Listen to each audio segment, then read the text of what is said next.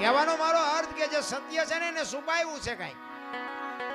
આ રામાયણ છે, રામાયણ તમે જો ઘણા બધા એમ કે લંકા હનુમાનજી હળગાવી. હું એમ કહું હનુમાનજી હળગાવી જ નથી. લ્યો બોલો, લંકા વાળાએ જ હળગાવી છે, હનુમાનજી હળગાવી.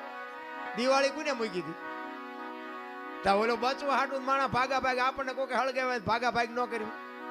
ગોદડા એમને જ વીટાડ્યા હતા, તેલ એમને રેડ્યું હતું, દિવાળી એમને મૂકી હતી. હનુમાનજી તો બચવા હાટું ભાગ્યા. હવે ગોદડા હળગતા વેરાણા લંકા હળગી, એમાં હનુમાન નો વાંક શું?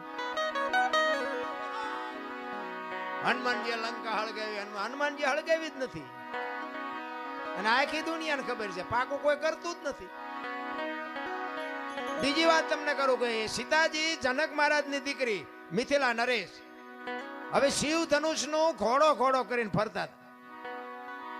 અને પછી જનક મહારાજ જોઈ ગયા કે હવે આ શિવ ધનુષ ને મારી દીકરી જો ઘોડો ઘોડો કરીને ફરતી હોય તો આના મૂર્તિયા હાટું શું? આના માટે મૂર્તિઓ મારે કેવો ગોતું? એટલે પછી સંયમવર રચવાનું નક્કી કર્યું કે આ ધનુષ ને જે ભાંગે એને મારી દીકરી વરમાળા પહેરાવે.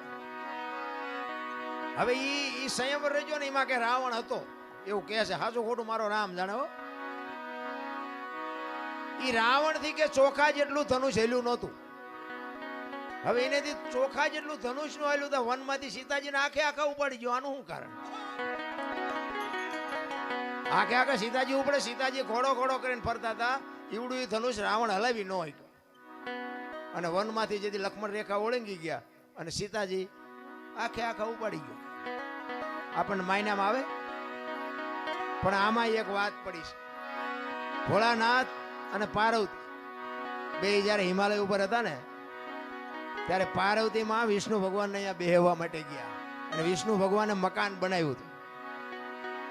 એટલે લક્ષ્મીજી બધું બતાવવા માંડ્યા, જો અમે મકાન બનાવ્યું, અહીંયા અમારે જમવાનું ના, અહીંયા અમારે રહેવાનું ના, હુવાનું ના, રસોડું ના, ફલાણું ના, ફલાણું. બૈરાનો સ્વભાવ હોય, ઘરમાં કંઈક વસ્તુ લાવે આજુબાજુ બૈરા ભેગા થઈને બધું દેખાડે. એટલે પાર્વતીને કહે છે કે મેં આ બધું બનાવ્યું અને તમારે દીકરા મોટા થયા કે મકાન બકાન કઈ કરવા નથી. એ કે આ તો અમને હાય વિરુદ્ધ નહીં હતા. પાર્વતી ઘરે આવીને ભોળાનાથને કહે છે કે પ્રભુ મકાન આપણે નથી કરવું, આ છોકરા મોટા થઈ ગયા. ભોળાનાથ વિચાર કરે ખરું મકાન નું અત્યાર સુધી કોઈ ધ્યાન મગજમાં આવ્યું જ નહોતું, અત્યારે ક્યાં જાય? એટલે કે વિષ્ણુ ભગવાન ને અહીંયા બેહવા ગઈ હતી, એમને કે સુંદર મજાનું મકાન બનાવ્યું કે આપણે નથી બનાવવું. એટલે કે એ વાત સાચી તમારી, પણ કે આપણી પાસે પૈસા નથી.